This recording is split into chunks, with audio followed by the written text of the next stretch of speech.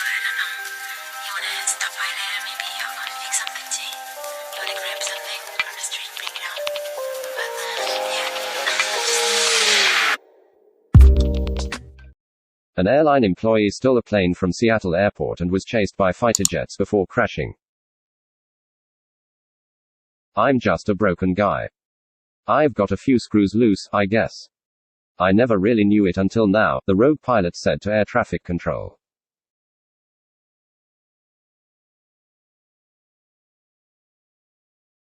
An airline employee stole a plane from Seattle-Tacoma International Airport Friday night, attempted to perform stunts in the air, then crashed after being chased by two fighter jets, killing himself.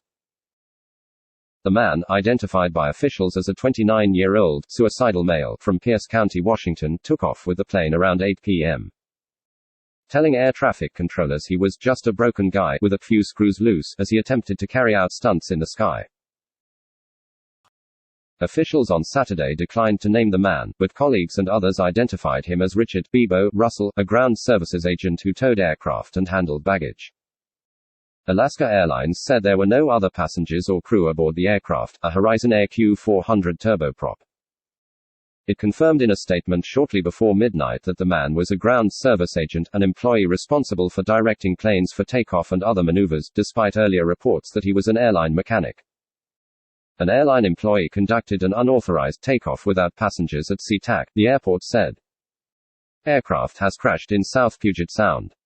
Normal operations at SeaTac Airport have resumed. The rogue pilot, who was named Rich in audio recorded during the incident, flew for about an hour before crashing in a wooded area on Ketron Island in Pierce County, Alaska. Air's statement added. This individual who took the aircraft, who has not yet been positively identified until remains are examined, is believed to have been the only person on the plane when the plane was taken from a maintenance position at SeaTac, it said. Coast Guard officials received reports of the stolen plane just after 9 p.m., Petty Officer Ali Flockhart told BuzzFeed News. About 20 minutes later there were reports of a large plume of smoke from Ketron Island, between Tacoma and Olympia, she said.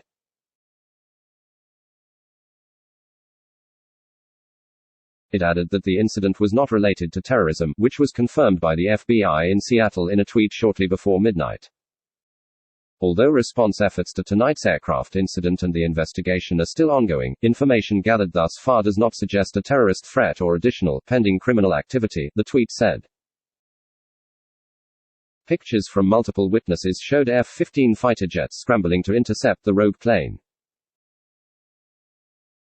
The Sheriff's Department tweeted that F-15s made it within a few minutes of theft of plane. They were dispatched from Portland and caused a sonic boom en route to the incident. The North American Aerospace Defense Command said it launched two F-15C jets after the Federal Aviation Administration requested support from the Defense Department. The two jets worked to redirect the plane out to the Pacific Ocean when it crashed. They did not fire on the aircraft, NORAD said. Washington Governor Jay Inslee wrote on Twitter that while there are still a lot of unknowns about the incident, the fighter pilots were ready to do whatever was needed to protect us.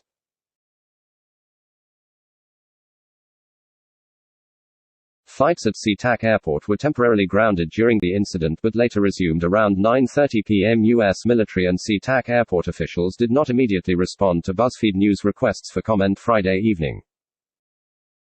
Air traffic control audio recorded during the incident captured the rogue pilot describing himself as a broken guy. Seattle approach control in the Bremerton area. They said it would be a better option, I think, if you tried to land it or even land it on the water.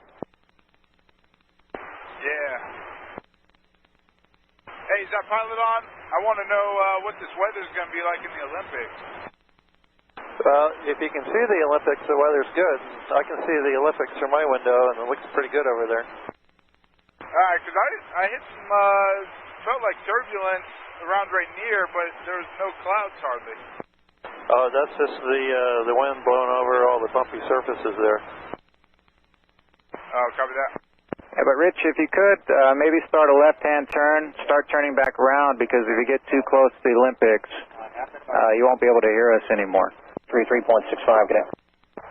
Heading 360 and 12365, present 2496. Road Southwest 142 is with you 13,000 to descend via the Mariner 7 with Alpha. South 142, South. Close. Yeah, I have been out there. It's always a nice drive. On 119.2. But I think I might have a beer. Yeah, I bet you do. I haven't done much hiking over there, and but if you could start a left turn and turn back towards the east. I know you're getting a good view there, but if you go too much further in that direction, I won't be able to hear you anymore. Actually, turn right heading 270. Heading 270, is 21 on there. Just kind of lightheaded, dizzy. Man, and you know, the sights went by so fast, too. I was thinking, like, I'm going to have this moment. If you could just start a turn to the right, and then I'll tell you when to stop turning, and then you can keep it level from there. And if we're going to stay here, we want country to 5. Thanks, you too.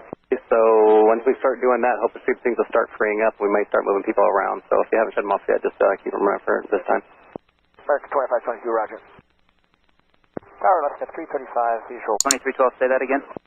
Yeah, we can take off in a sequence, Delta 2312. Clearance is at Jet 799. Is that Jet 799, zero clearance? Yes, ma'am. I just heard that they're lifting the ground stop.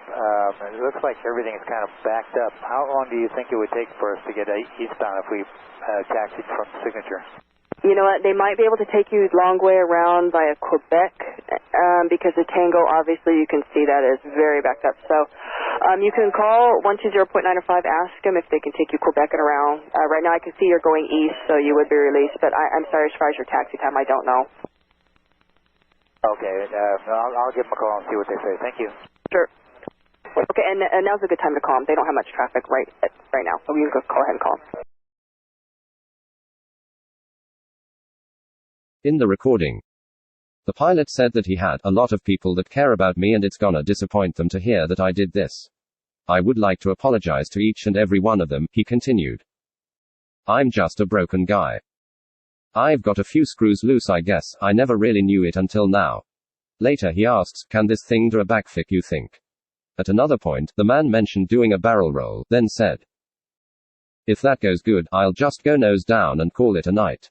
He also spoke of being lightheaded and dizzy, and of having this moment of serenity. The pilot reported to air traffic controllers that the plane's fuel was going down quick, and asked if the incident would land him in jail for life. Hey, do you think if I land this successfully Alaska will give me a job as a pilot? He asked. Nah, I'm a white guy. At one point he seemed to consider turning the plane around on instruction from an airline captain. All right, Rich, this is Captain Phillip. Congratulations, you did that maneuver. Now let's turn around that airplane safely and not hurt anybody on the ground. All right, all right. Oh damn it, I don't know, man, I don't know, the man replies. I don't want to, I was kind of hoping that was going to be it, you know. Toward the end of the recording, he told air traffic controllers that one of my engines is going out.